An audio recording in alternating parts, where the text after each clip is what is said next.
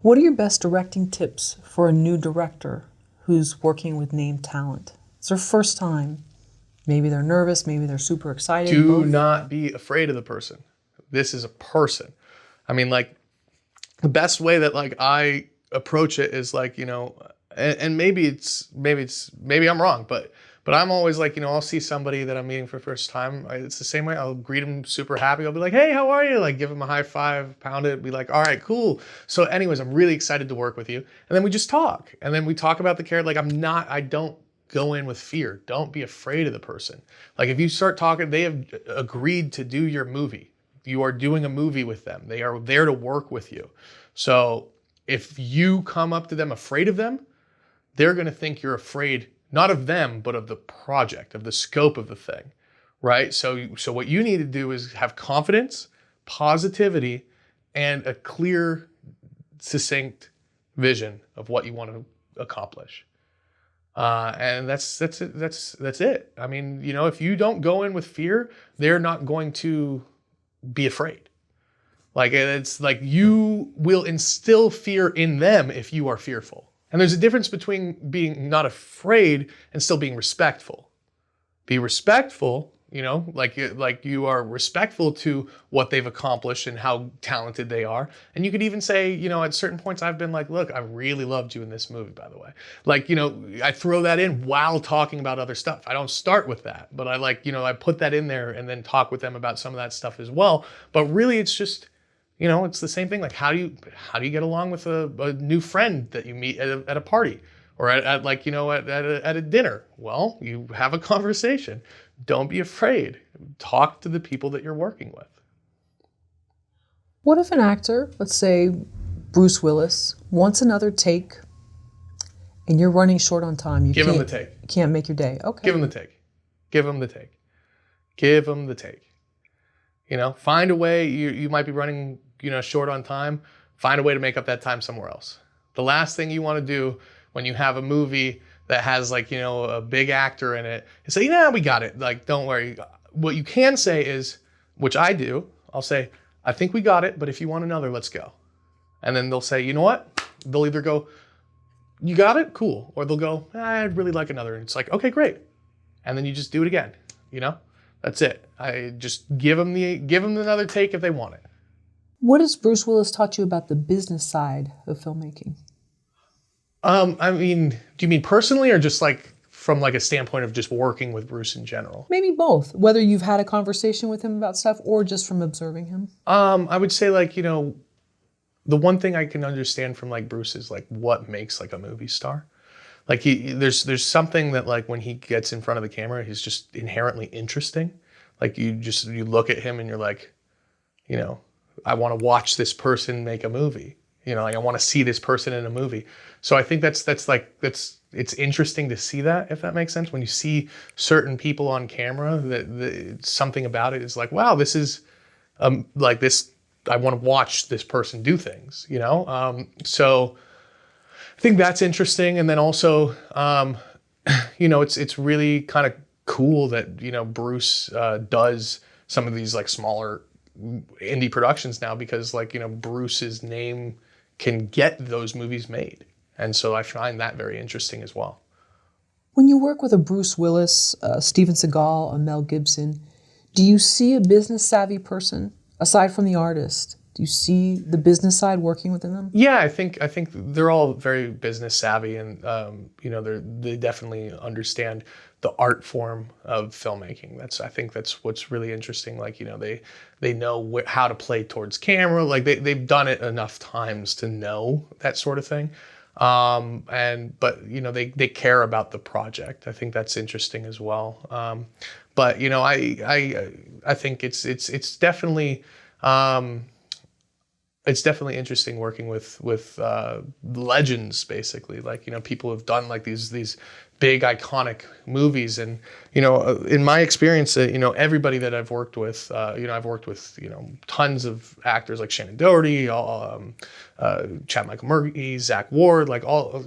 I feel like when approaching any actor you work with as like a person, if you approach them as a person and you talk with them creatively and like everybody's been super cool. Like I haven't had, I've been blessed that I haven't had people that are like, none of them have been mean, if that makes sense, Oh, sure, sure. And I just meant in terms of what you said, they knew how to like play to the camera, Oh, and copy, yeah. they kind of get what the audience wants, and they give them more of that. Yeah, yeah. I think it's fun too, because like a lot of the time, like, I like allowing certain amounts of improv. And I know that like, in Survive the Game, Bruce Willis goes like, I got shot today and I'm tied up and I still, and you still hit like a bitch. That was not in the script. That was just Bruce throwing that out as like a one-liner. Like that's awesome. Like, sometimes like the most iconic things, like it's like, that's it comes from their brain. Right, right. Just happens sort of off the cuff. Yeah. Just off the cuff. Like, So I think that's kind of interesting too. Cause it's, they bring something to their character that's a little bit more, them. If an actor gives a bad performance, is it the actor's fault or the director's? I think it's both. I think it's both. I think it's and depending on the situation and how the movie was made, it could lean more towards one or the other, but I think it's both. I think a director has a responsibility not only to shape the performance, but also, you're involved in the edit, and a lot of performances could be saved in an edit. So if you have made them look bad twice now, that's going to be that's going to be your fault.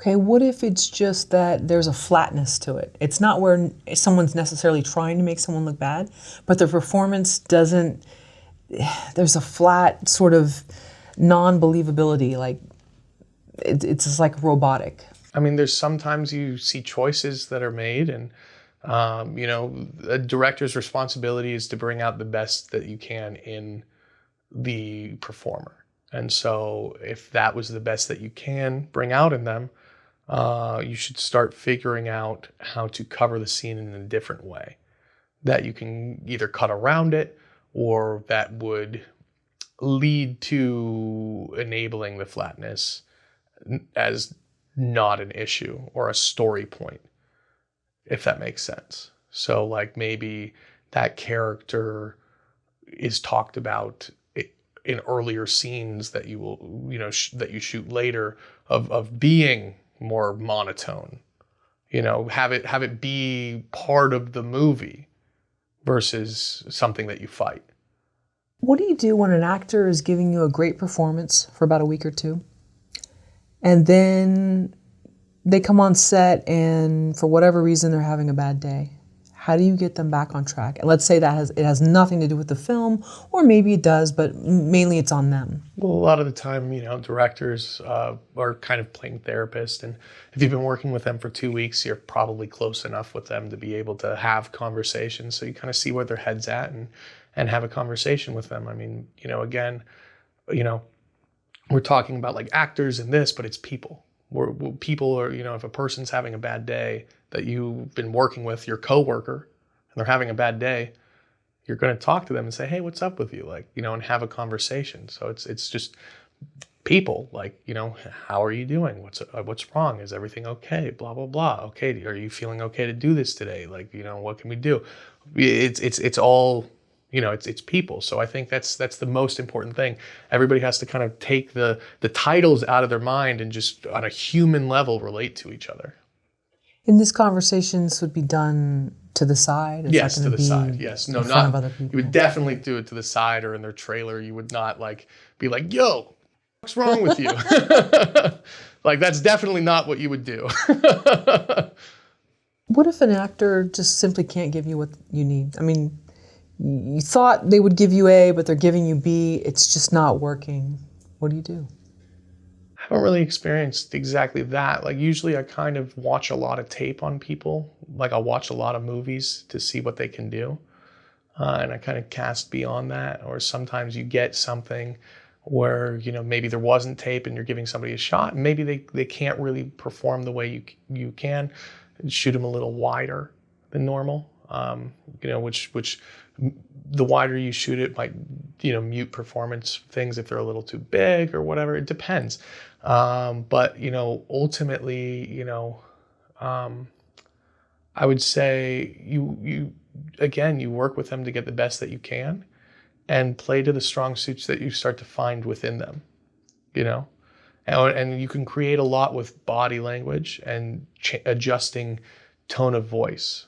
So if somebody is talking up here all the time, if you bring them down to here, Right. just here, they could be playing it exactly the same way. But it becomes more of like, this is more of an intimate moment because they're talking in a softer vocal timbre. So I think, I play a lot with tone of voice and dialing down facial expressions or up facial expressions. And it really depends on who you're working with. Each person you work with is different, just like, every actor you work with is different, just like every person in your life, you have conversations with them differently. So I think it's just kind of feeling out how this person responds. And if you give them a direction, do they go to an extreme with it, or is it a subtle change? So I think it's, you just recognize, understand people's strong suits and adjust accordingly.